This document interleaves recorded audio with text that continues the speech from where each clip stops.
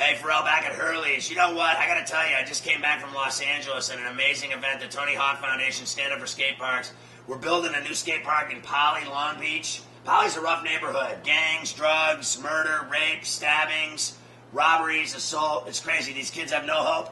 But Tony Hawk's at it again. He's building a kick-ass skate park there that's going to benefit kids in the long run with everything. Their mental health, physical, getting character, meeting friends, doing the right thing, getting off the streets, having something to strive for and live for and hope. These kids have broken families, no homes. It's crazy what the difference Tony's made in their life has done for everybody in the community. The cops, everybody's styling.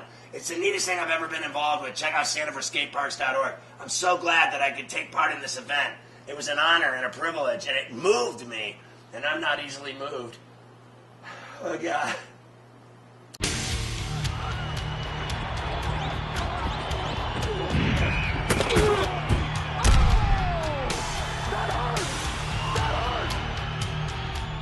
All right, let's talk college football.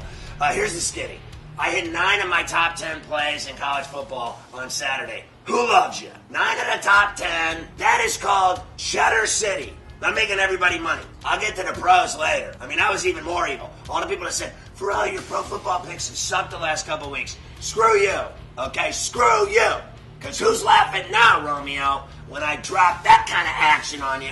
And I might as well brag about it. I hit my top 5 plays, and I hit 11 bets on the day in the NFL. On Saturday in college, not only did I hit 9 of my top 10, I hit 30 college football spreads. That's a beautiful thing. Let's talk about this week's games. Thursday night, UCLA and Oregon. The Ducks are going to gang rape the Bruins. Gang rape. I think the Ducks are just too much for UCLA, frankly. I don't think Newhouse's team has anything that can handle what Chip Kelly's going to throw at them. Too much offense, too much Ducks. They're in Eugene. Last year, 24-10, they were laying 3.5 to Ducks. Same kind of thing this year, except this year they're going to put at least 45 on them.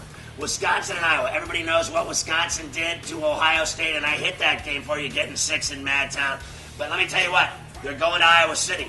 And the Hawkeyes do not mess around. Kirk Ferentz, they went into the big house in Ann Arbor, and they pushed Michigan around on Saturday. So much for all this talk about Shoelace winning the Heisman. The Michigan Wolverines, when it came time for the crunch time games in the Big Ten, they've lost all the big games. Michigan State, Iowa. Michigan's average at best. They can beat really average to below average teams. Wisconsin, Iowa, this game is so intense, I have no idea what's going to happen. But it's not going to be easy for the Badgers to come off the win over the Buckeyes and then go a week later into Iowa City and Kinnick Stadium to beat the Hawkeyes. Look for the Hawkeyes here. LSU and Auburn. I think this kid, Cam Newton, is my favorite for the Heisman now. 6'5", over 230. He's got moves, breaking ankles. This guy seems like he's floating when he's running with a football. And he's always changing direction. He's like, and then he's like, he weaves through tacklers like nothing I've ever seen. I swear to you, I hate to say this, I know Oklahoma and Oregon are the BCS top 2 right now after they came out the standings on Sunday. I think Auburn may be the best team in college football, and nobody wants to admit it. They're playing LSU. LSU had a bye, so they had a week off. Auburn played that crazy game with Arkansas. 65-43. Malik gets injured, concussion, boom, hits his head. Wilson comes in, plays great, but he threw a couple picks, including the one over the middle to the middle linebacker that cost him late. Auburn scored a bunch late and walked away with it. I think Auburn is lethal, but LSU with a week off and less miles to prepare, they're going to give Auburn all they can handle. And Auburn has to be beat up from the game with the Hogs. The Hogs were very physical. Auburn could get beat here. Don't be surprised if it happens. UNC and Miami. North Carolina and Miami, both are major disappointments. It's still going to be a good game like last year, 33-24. The Heels won the game. Miami, ever since the Florida State game, their season's over. The Canes got kicked in the teeth so hard that they want Randy Shannon out already in Coral Gables. Miami has to win this football game to save their season. It's that simple.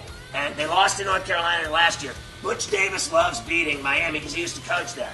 Nebraska at Oklahoma State. Here's a big game because Nebraska just got upset. Texas went into Lincoln and kicked their ass flat out. How do they recover? How does Bo Pelini get his team up for this game? And they're going to Stillwater. And Oklahoma State is one of the surprise teams in college football this year. They went to A&M and lit up the Aggies like a mother. I mean, they just lit them up. They just scored every time they had the ball. Oklahoma State can rack up the points. I am telling you that they're a dangerous team. Nebraska, if they don't win this game, 2 straight losses, season over. That's going to be a great game. Oklahoma State at home, tough. Nebraska has to win this game to salvage their reputation and to play in a huge BCS bowl game. Oklahoma and Missouri, they're both unbeaten. They didn't play last year. Everybody says the Tigers aren't for real, but they go to College Station and couldn't be stopped. And they embarrassed A&M. Please tell me that you're over this. Missouri's not legitimate anymore. Oklahoma, you see how much love they're getting. They're killing everybody. So this is the biggest game in Columbia, Missouri, in 20 years. 2 unbeatens, playing for the world. Tigers fans drunk. It's going to be chaos. It's my game of the week. Can Missouri do it? I think they might be able to cover. That's a tip for you there, stupid. Hey, Notre Dame and Navy, they're playing in East Rutherford at the new Meadowlands. And the way I look at it, there's been great football there this year. The Jets are owning the NFL. The Giants are fun to make fun of. I know it's not big in terms of Notre Dame and Navy. They both kind of suck. Last year, Navy was better than they were this year. They had a great year last year. Now they're average. And Notre Dame's 1 game over 500. And they look good against Western Michigan, but my wife could look good against Western Michigan. Anyway, Notre Dame, Navy. Navy beat them last year 23-21. Can the Irish get it done and beat Navy this time? I say yes. Michigan State, Northwestern. Why is this on the board? Well, because the Spartans are unbeaten. And they did it again. Everybody keeps waiting for Michigan State to lose. They just don't lose. And Northwestern, who gets no respect, has had a pretty damn good season. And Fitzgerald's got him in Evanston. I used to sneak up there late at night when I lived in Chicago and tap college co-eds. I thought I'd add that in.